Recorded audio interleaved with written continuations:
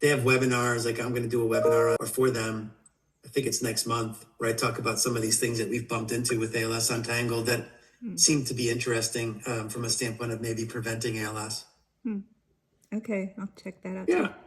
too. That's interesting, the connective tissue thing, to follow up on Just too. a thought. I mean, I'm not an expert in these, but I mean, from what I remember years and years ago, when I did my rheumatology rotation as a medicine intern, it just seemed like very often there were these sort of collection of oddities that people had. And that's finally how we figured out how they all were linked.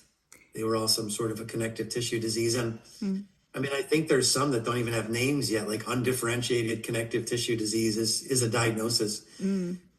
But at least it might explain some of what's going on with you, make it easier to understand, when, if ever, you get symptoms of ALS. And I hope it's never. Right. So, and I have this SOD1, which has nothing to do with Alzheimer's. My grandmother had Parkinson's. So it's, nobody's had ALS in my family that I know of. Yeah. I don't know. I just find it really odd that we have such bizarre things happening neurologically to us that our parents didn't have anything like this that we know of.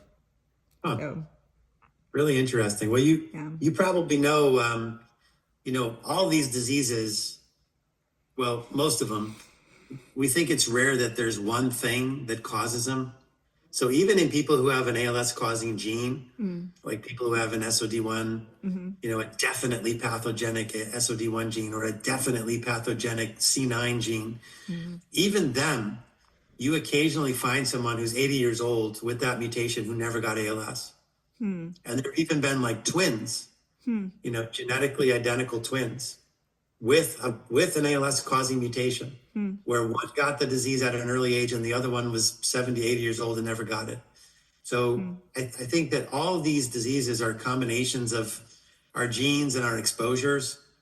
And I think it's just a matter of how much of one versus another. So, maybe in your family's case, it's predominantly the environment, and maybe these genetic abnormalities are a player, but not the major player.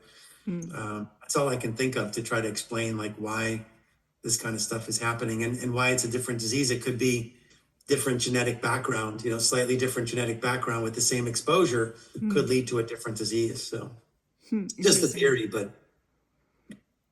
Wow. Well, yeah, it's a very interesting thing.